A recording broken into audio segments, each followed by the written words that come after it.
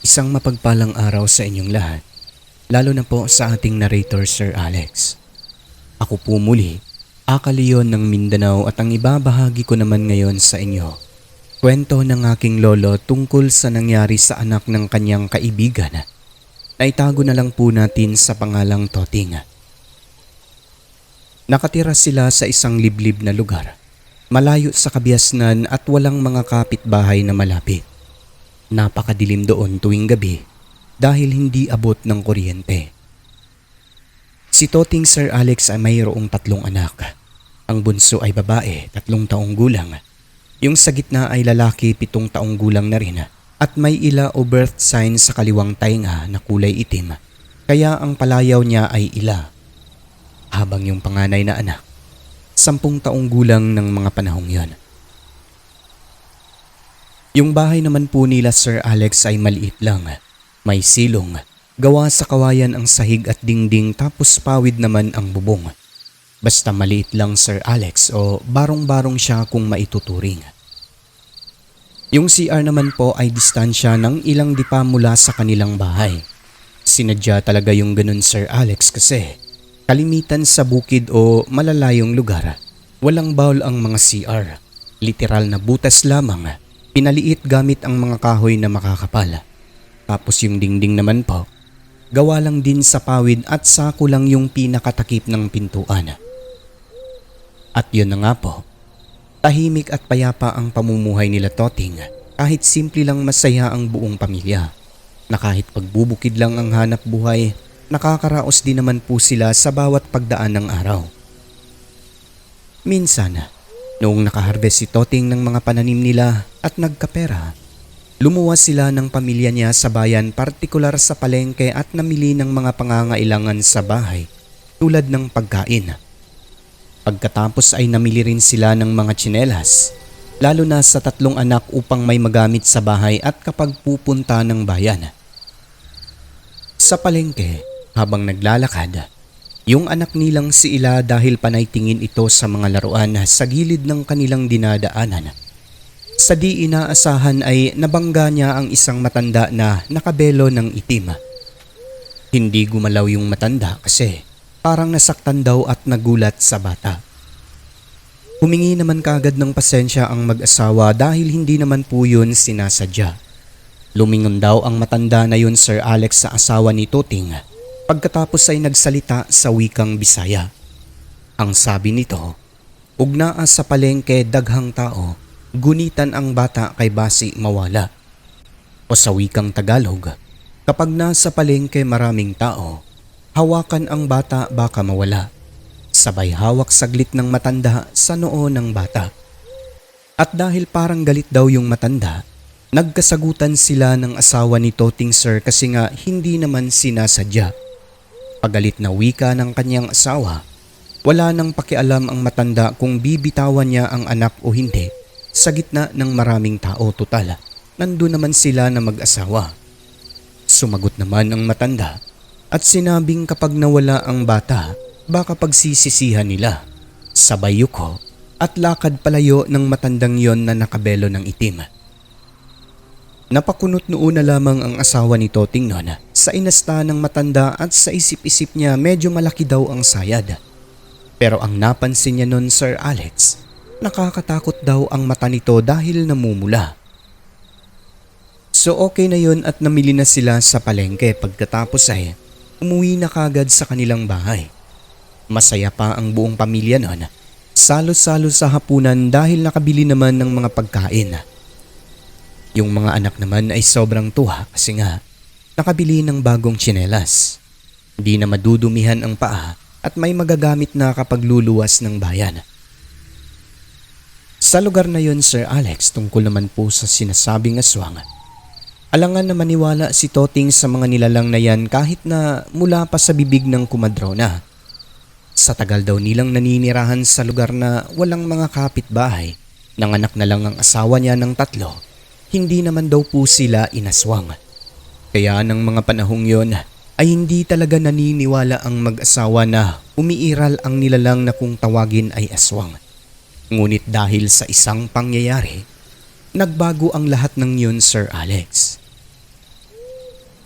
Base sa kwento, simula nung nakabangga ang anak niya ng matandang babaeng nakabelong itim sa palengke, may mga pagkakataon daw Sir Alex na may nauulinigan silang yabag na parang nagmumula sa isang tao sa labas ng kanilang bahay tuwing malalim na ang gabi.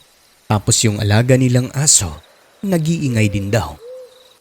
May mga pagkakataon din na nagigising ang babae dahil aniya parang may naglalakad daw ng dahan-dahan sa bubong ng kanilang bahay.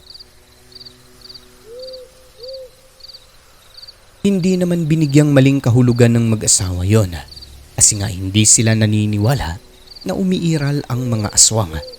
Anila, normal lang sa isang lugar na malayo sa maraming tao at puro kakahuyan pa ang makikita sa paligid na may mga hayop talaga na gumagala paggabi tulad ng pusa, asong gala at kung ano-ano pa mula sa gubat.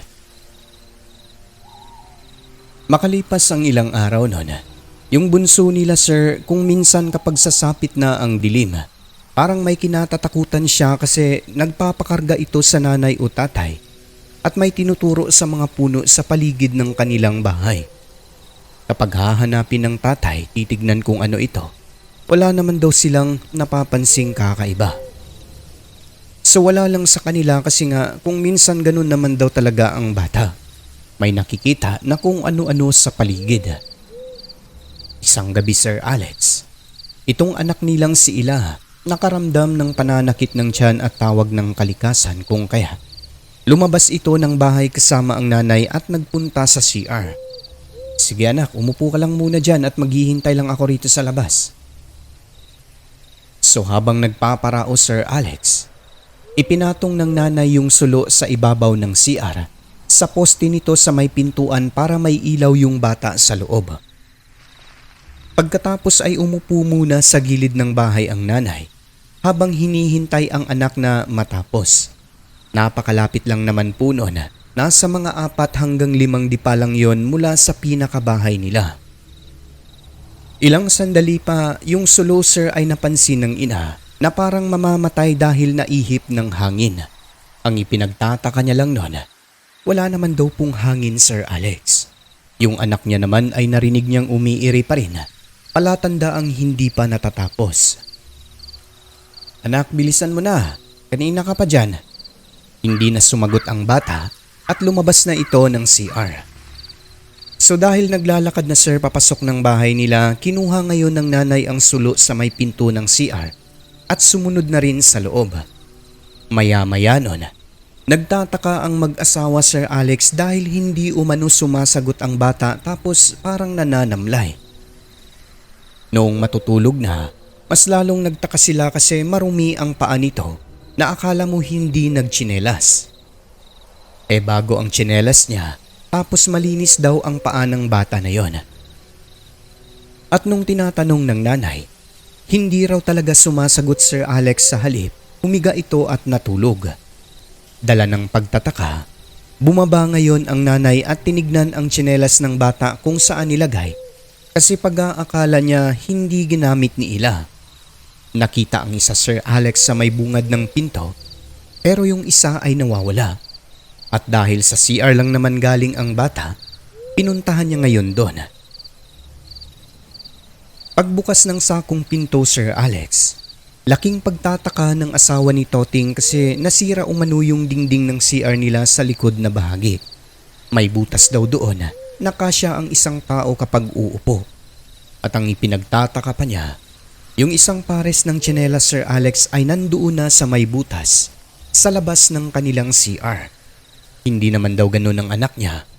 Naiiwan na lang ang tsinelas nito sa kung saan-saan kasi nga iniingatan daw yon ng mga bata. So dinampot na lang po ito ng nanay at dinala sa bahay tapos itinabi sa isa. Tinanong niya ulit ang bata kung bakit iniwan nito ang tsinelas sa CR at kung bakit nabutas ang likod na bahagi. Ngunit yung bata ay hindi talaga sumasagot. Nakapikit na, natutulog. Kaya hindi na lang din pinilit ng ina kasi baka gusto na talagang magpahinga. Sumagot naman si Toting noon at sinabi sa asawa na baka dala lang ng kalumaan kaya nabutas yung dingding ng CR. Ang hindi nila namalayan, may nangyari ng hindi maganda. Paano ba naman kasi? Kinabukasan nun ay hindi na gumising ang kaawa-awang anak ni Toting. Nang dahil doon, madilim-dilim pa, dinig na sa kabilang lugar ang iyakan ng buong pamilya. Kaawa-awa ang nangyari sa bata sapagkat namumutla ito at medyo nagkukulay dilaw tapos parang wala ng dugo. Dali-dali naman itong dinala ng tatay sa baryo sa pag-asang baka maisalba pa ang buhay. Kaso pagdating doon Sir Alex, kahit konting palatandaan na buhay pa ba ang bata, ay wala na silang makita. Dahil wala nang magagawa, masakit man ay tinanggap na lamang nila ang nangyari kay Ila. Namatay ito sir, nang hindi man lang nalaman ng pamilya kung ano ang naging sanhi. Matapos noon, buhat ng malayo ang bahay nila, binurol na lamang si Ila sa isang kapilya sa baryo o yung maliit na simbahan malapit sa bahay ng kanilang paryente upang hindi na kailangang magpunta kina Toting na napakalayo pa ng lugar. Palaisipan sa kanila sir kung bakit bigla ang nagkaganon ang bata buhat ng malusog naman daw po ito. May mga nagsasabi sa mag-asawa baka naengkanto ang anak nila at kinuha ang kaluluwa. Sabi naman ng iba pa, baka may sakit lang na hindi natukoy na siyang dahilan nang bigla ang pagkasawi ng bata. Ngunit sa huli nun Sir Alex, masakit man sa mag-asawa, tinanggap na lamang ang nangyari sa anak kasi wala na silang nagawa. Matapos maihatid sa huling hantungan, habang tumatagal daw Sir Alex, nararamdaman ng asawa ni Tuting na parang buhay daw ang anak nila. Niyayakap naman kaagad ni Toting kasi baka dala lang daw ng pangungulila. Makalipas ang ilang buwan, noong minsang nagpunta ang mag-asawa sa bahay ng kamag-anak sa bayan, naungkat muli yung pangyayari sa batang si Ila. Nagkataong may isang albularyo roon Sir Alex kaya nagtanong-tanong ito sa asawa ni Toting kung ano ang mga unang nangyari bago humantong sa ganon. Nang magkwento na ito Sir Alex, dito na naghinala ang albularyo sa kung ano talaga ang ikinamatay ng bata. Base sa pahayag ng nanay, hindi ordinaryong sakit ang dumapo sa bata kundi maaaring kinuha umano ng aswang. At ang aswang na yon ay walang iba kundi yung matandang nakabelo ng itim sa palengke. Nasundan daw siguro sila kasi nga kung natatandaan ninyo, hinawakan ng matanda ang noo ng bata. Maaaring nagalit daw ito dahil kung natatandaan ninyo ay nagkasagutan sila sa palengke. Yung mga binitawang salita ng matanda na yon ay isa na palang babala. At saan pa ng albularyo, kung pagbabasehan daw sa nangyari malakas ang kutob niya na kinuha talaga ng aswang ang bata. Sa mga pahayag nito, sa umpisa ay hindi naniniwala ang mag-asawa kasi nga nandun at nakikita naman daw nila ang katawan ng anak na namatay. Paanong kinuha ng aswang? Paliwanag naman ng albularyo, may kakayahan ang mga aswang na palitan ang katawan ng isang tao ng puno ng saging at kung ano pa man dyan, nakamukhang kamukha raw talaga sa biktima. Hanggang nasabi ni Toting na posible nung ibinalik ng albularyo ang kwento ng asawa nito sa pamamagitan ng pagtanong-tanong. Isa na roon ay kung bakit nabutas ang likod ng CR. Bakit napunta ang isang tsinelas ng bata roon? At bakit muntik mamatay ang ilaw ng sulo gayong wala namang hangin ng mga oras na yon? Kung kailan nagsi-CR ang bata sa loob, di ba? Dahil sa mga kapaliwanagan na yon, dun palang naniwala ang mag-asawa. Kaso huli na kasi nga, wala na ang anak nila. Nais pa nga nung hukayin ang bangkay sa sementeryo ng albularyo kaso hindi na pumayag ang mag-asawa. Kung ano man ang nangyari sa anak nila, saad pa ng mga ito, ipagpasa Diyos na lamang nila. Hanggang sa may isang pangyayari Sir Alex na talaga namang ikinagulat ng lahat. Kahit sino kayo mang nakikinig ngayon, ay hindi talaga makakapaniwala. Makalipas ang isang taon, mahabang panahon na ito Sir Alex kung tutuusin sa nagdadalamhating ina Minsan, noong namili sina Toting sa palengke ng pagkain at tsinelas para sa dalawang anak, ayon sa kanyang asawa, ang saya-saya umano ng pakiramdam nito. Basta, hindi niya maintindihan kung bakit. Nung tapos na silang mamili, pagdating nila sa may sakayan ng tricycle, Sir Alex, halos mapalundag sa tuwa at hindi makapaniwala ang mag-asawa. Paano ba naman kasi? May isang batang nakaupo sa upuan ng mga driver na iniwan daw doon ng isang matandang nakabelo ng itim.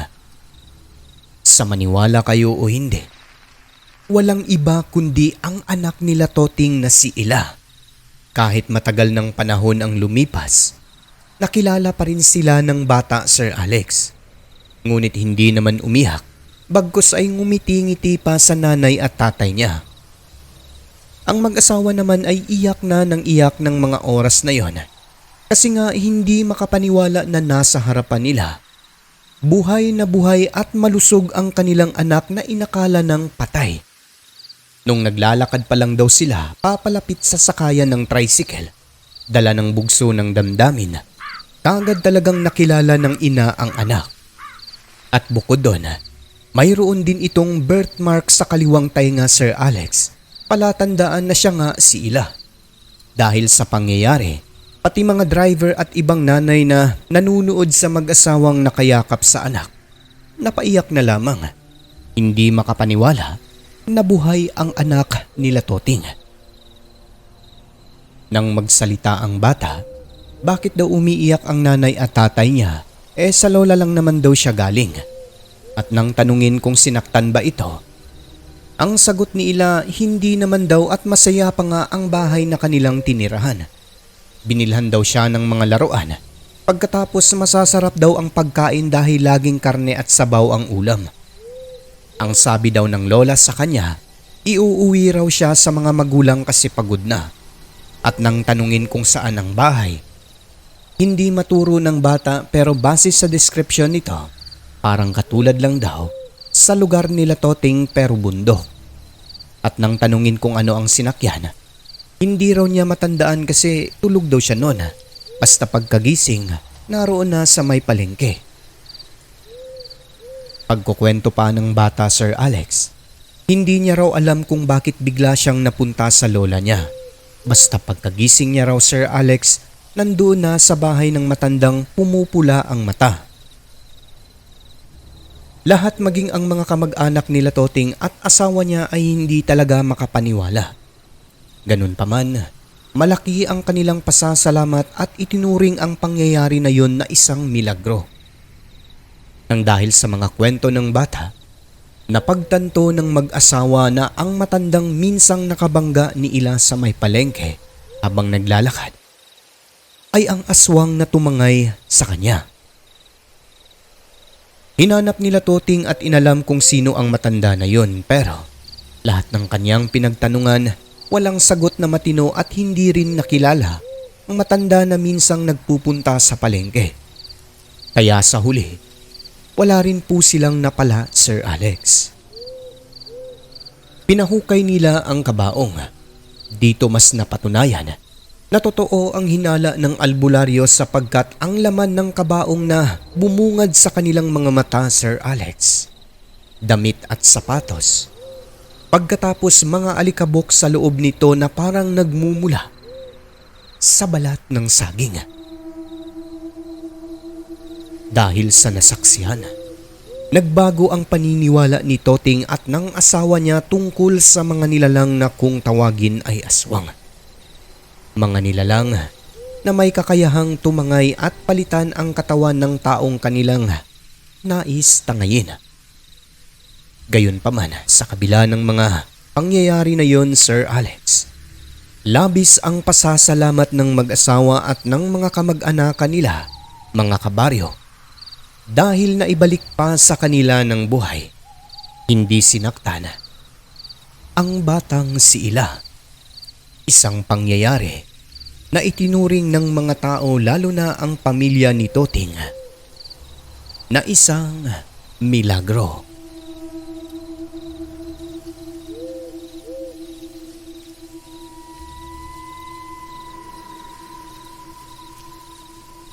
At yun na po sir ang aking kwento.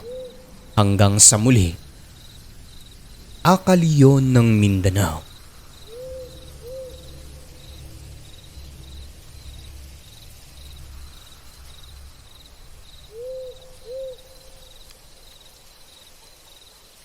Ang mundo ating ginagalawan, nababalot ng kahiwagaan na tanging ang Diyos lamang ang siyang may kasagutan.